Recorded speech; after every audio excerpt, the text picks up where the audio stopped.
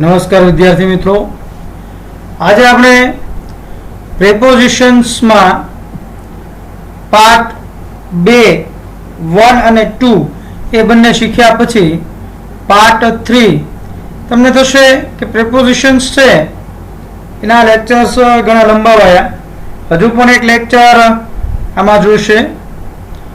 દરેક પ્રેપોઝિશન્સનો ખ્યાલ મેળવવો જરૂરી છે જેથી વાક્ય રચના સમજવામાં, વાક્ય સમજવામાં, વાક્ય બનાવવામાં આપણને ખૂબ જ ઉપયોગી નીવડે.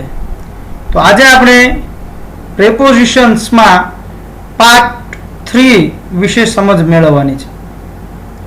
તો ચાલો આપણે જોઈએ. અગાઉ 12 પ્રેપોઝિશનની માહિતી આપણે મેળવી છે. ત્યારબાદ અત્યારે 13મા પ્રેપોઝિશનથી શરૂઆત કરીએ છીએ. આફ્ટર. આફ્ટર એટલે પછી, સમય તથા ક્રમના સંદર્ભમાં આપણે આફ્ટરનો ઉપયોગ કરીએ છીએ. જેમાં ઉદાહરણના વાક્યો જોઈએ. સૌપ્રથમ વાક્ય છે હી કેમ હિયર આફ્ટર લંચ, કે તે અહીં લંચ લીધા બાદ અથવા લંચના સમય પછી આવ્યો. હી કેમ હિયર આફ્ટર લંચ, તે અહીં લંચ બાદ આવ્યો. તો અહીં એક લંચ લેવાનો સમય, લંચ લેવાનો જે સમય જે છે, ક્રમ છે એનો ચોક્કસ નિશ્ચિત સમય, એના પછી એવું કીધું છે. ત્યારબાદ બંને વાક્યો છે. બીજું વાક્ય, she returned this book to me after a month, કે તેણે મને 1 મહિના પછી મારી બુક જે છે એ મને પાછી આપી. she returned this book to me after a month, તેણીએ 1 મહિના પછી મને આ બુક પાછી આપી. ત્રીજું વાક્ય, my father will come after 8 o'clock, કે મારા પિતાજી 8 વાગ્યા પછી આવશે. આપણને કોઈ પૂછે કે ક્યારે આવશે, તો કે 8 વાગ્યા પછી આવશે, એમ અહીં વાત કરી છે. તો અહીં સમય અને ક્રમના સંદર્ભમાં આપણે જોયું. The cat ran after the mouse, બિલાડી ઉંદર પાછળ દોડી. The police ran after the thief, police ચોર પાછળ દોડી. તો અહીં કેટ છે એ માઉસને ચેઝ કરે છે, પીછો કરે છે એનો. પોલીસ છે એ ચોરનો પીછો કરે છે. તો એ રીતે અહીં આફ્ટરનો ઉપયોગ થયો. આફ્ટર એટલે પછી અને બિફોર એટલે પહેલા. બિફોર ની પહેલા, આગળ અથવા સામે, એના માટે આપણે બિફોરનો ઉપયોગ કરીએ છીએ. તો એના ઉદાહરણો જોઈએ. A comes before B, B comes before C. તો કે A છે એ B ની આગળ અથવા B ની પહેલા આવે છે. He stood before the judge, જજની સામે ઊભો રહ્યો. Mohan came here before 9 o'clock, Mohan અહીં 9 વાગ્યા પહેલા આવ્યો. જો પહેલા મેં તો my father will come after 8 o'clock, કે મારા પિતાજી છે એ 8 વાગ્યા પછી આવશે. અને અહીં તમે વાક્ય જો, ત્રીજું વાક્ય બિફોરમાં, મોહન કેમ હિયર બિફોર 9 o'clock, કે મોહન અહીં 9 વાગ્યા પહેલા આવ્યો. તો પછી અને પહેલા બંને સંદર્ભમાં આફ્ટર અને બિફોરનો કઈ રીતે ઉપયોગ કરવો એ આપણે જોયું. He will complete this work before 10 o'clock, કે તે 10 વાગ્યા પહેલા આ કાર્ય પૂર્ણ કરી નાખશે અથવા કમ્પ્લીટ કરી નાખશે. જે આપણે આફ્ટર અને બિફોર, આમ પછી અને પહેલા વિરોધાર્થી શબ્દ છે. તેનો અર્થના સંદર્ભમાં આપણે વાક્ય કઈ રીતે બને, વાક્ય રચના કેવી હોય એ જોયું. ત્યારબાદ આપણે હવે આગળના પ્રિપોઝિશન્સ તરફ જઈએ.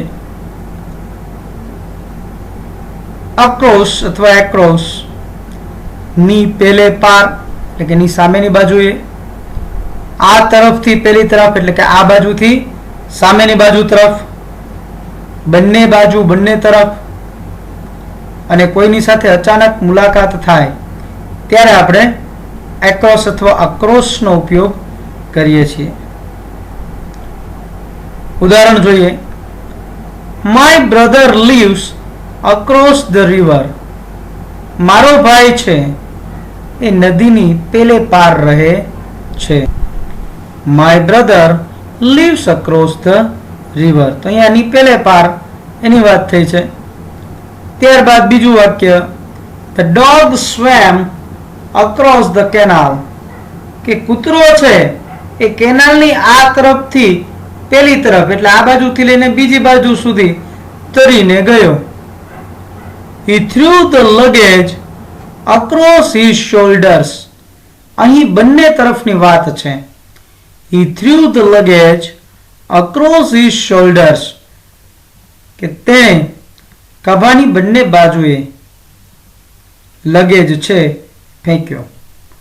તો આમ ની પેલે પાર, આ બાજુથી પેલી તરફ, બંને તરફ અને અચાનક મુલાકાતની વાત કરીએ તો when I was going to school, જ્યારે હું શાળાએ જઈ રહ્યો હતો, I came across my childhood friend. મને મારો બાળપણનો મિત્ર મળી ગયો. જ્યારે હું શાળાએ જઈ રહ્યો હતો ત્યારે અચાનક જ મારા બાળપણના મિત્ર સાથે મારી મુલાકાત થઈ. તો અહીં અચાનક મુલાકાતના સંદર્ભમાં વાક્ય છે. ખ્યાલ આવી ગયો છે મિત્રો કે અક્રોસનો કઈ રીતે ઉપયોગ થાય છે. ત્યારબાદ નેક્સ્ટ પ્રિપોઝિશન અગેન્સ્ટ. ની સામે, ની વિરુદ્ધ, પ્રતિકૂળ સંજોગો હોય ત્યારે અથવા તો ને અડકીને કોઈ વસ્તુ સામેની બાજુએ પડી હોય, નિસરણી છે કે દિવાલને આપણે ટેકવીને રાખીએ તો અગેન્સ્ટ એવી રીતે ઉપયોગ થાય. તો એ અગેન્સ્ટનો ઉપયોગ કઈ રીતે થાય એ આપણે ઉદાહરણ દ્વારા સમજીએ. Let us fight against corruption. ભ્રષ્ટાચાર, કરપ્શન વિરુદ્ધ ચાલો આપણે લડીએ. ની વિરુદ્ધ, ની સામે લડત આપવી, તો એવું કેવું હોય ત્યારે આપણે અગેન્સ્ટ નો ઉપયોગ કરે છે. Let us fight against corruption. કે ચાલો આપણે ભ્રષ્ટાચાર ની સામે, ની વિરુદ્ધ લડત કરીએ. બીજું વાક્ય છે he is always against his parents. તો કે અહીંયા સ્વભાવ, પ્રકૃતિની વાત કરી છે કે હવે હંમેશા તે તેના માતા પિતા પેરેન્ટ્સ છે એની વિરુદ્ધ ને પ્રતિકૂળ થઈને જ રહે છે. એની વિરુદ્ધ બાજુએ જો એનો ઓપિનિયન હંમેશા મંતવ્યની વિરુદ્ધ જ હોય છે. ત્યારબાદ ત્રીજું વાક્ય, there is ladder against the wall. કે દિવાલની સામે અડકીને, દિવાલને આમ અડીને હોય એની સામેની બાજુ હોય ને, તો કે દિવાલને અડકીને એ સામેની બાજુએ એક નિસરણી છે. there is ladder against the wall. ત્યારબાદ નેક્સ્ટ પ્રેપોઝિશન જોઈએ મિત્રો, along. along ની સાથે ને સમાંતરે. તો અહીં ઉદાહરણ દ્વારા સમજીએ. he is walking along the road. he is walking along the road. તે રોડની સમાંતર બાજુએ.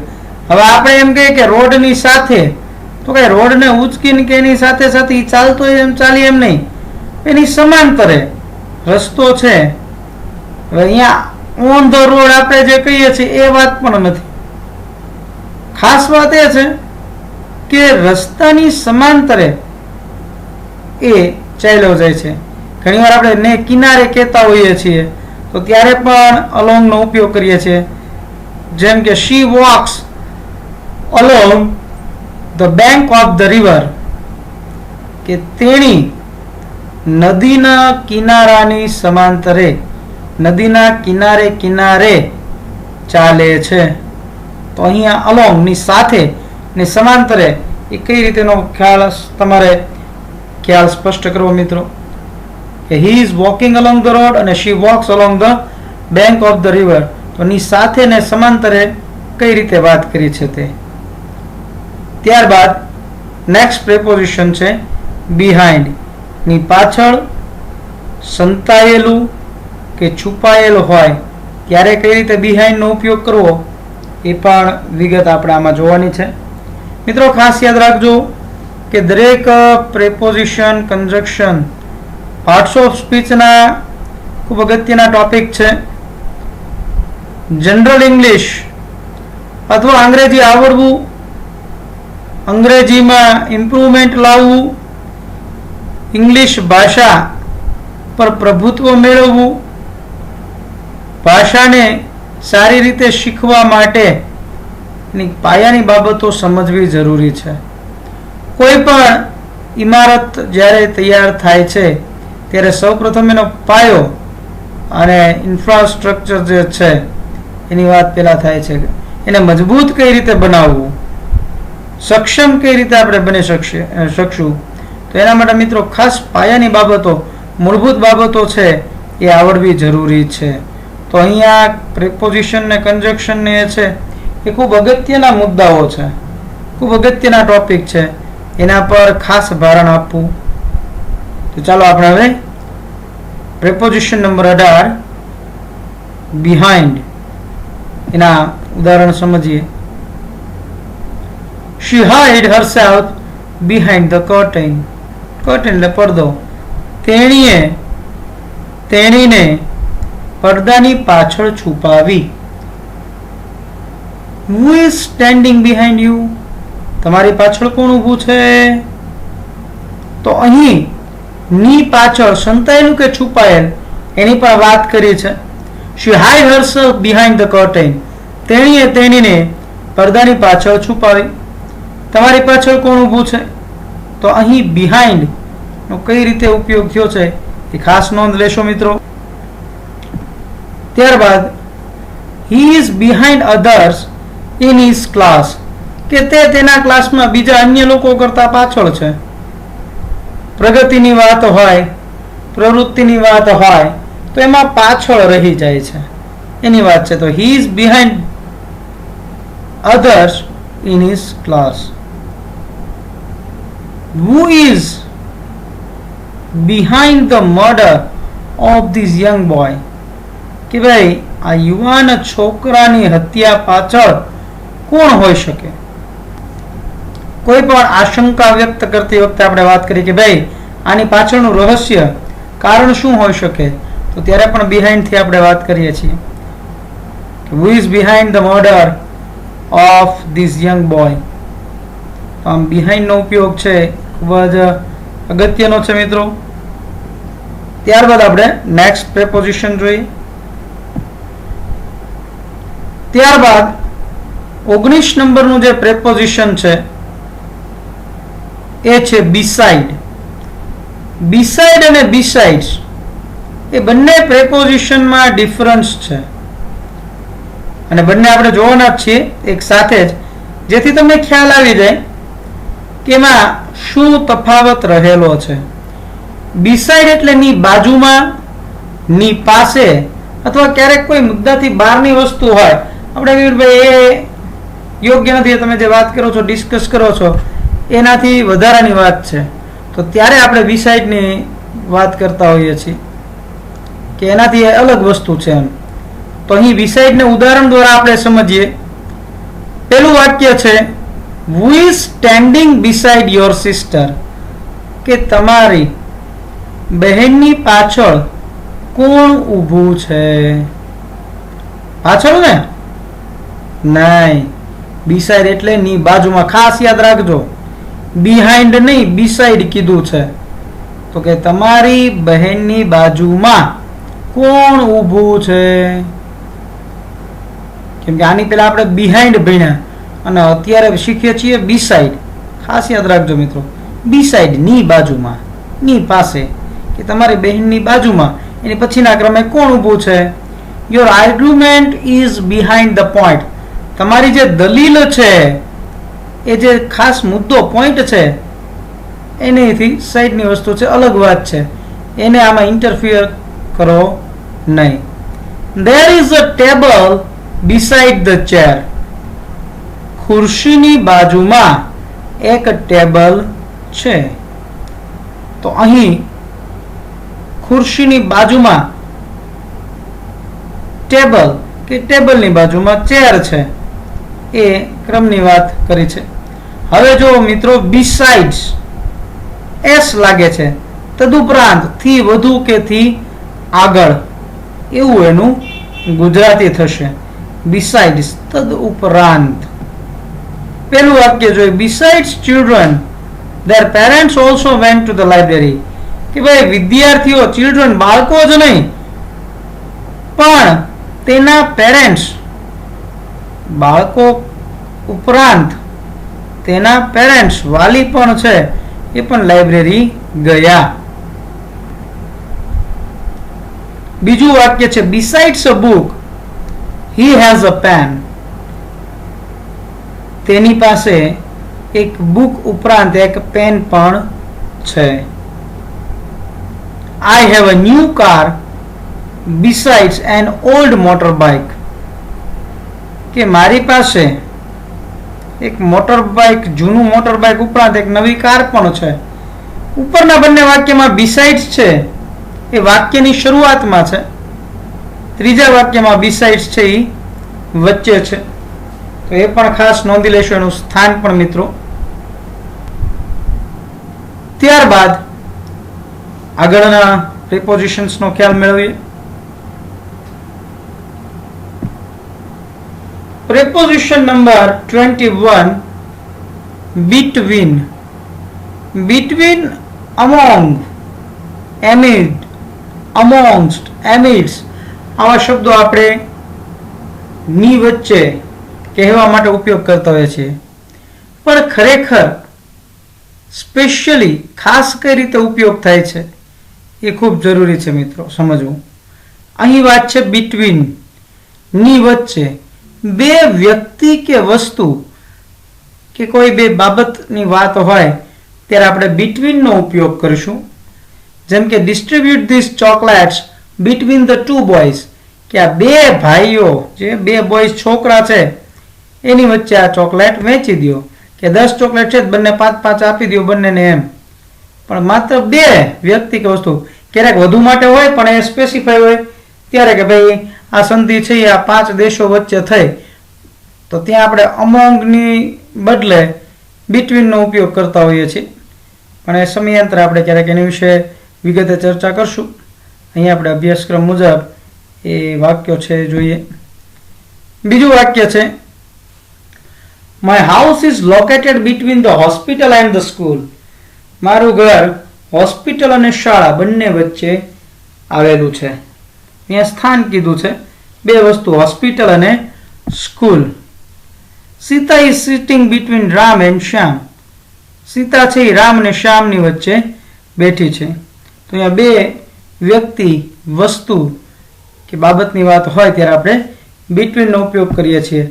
પરંતુ ની વચ્ચે કહેવું હોય પણ બે થી વધુ વ્યક્તિ, વસ્તુ કે બાબત હોય ત્યારે આપણે among કે amongst નો ઉપયોગ કરશું.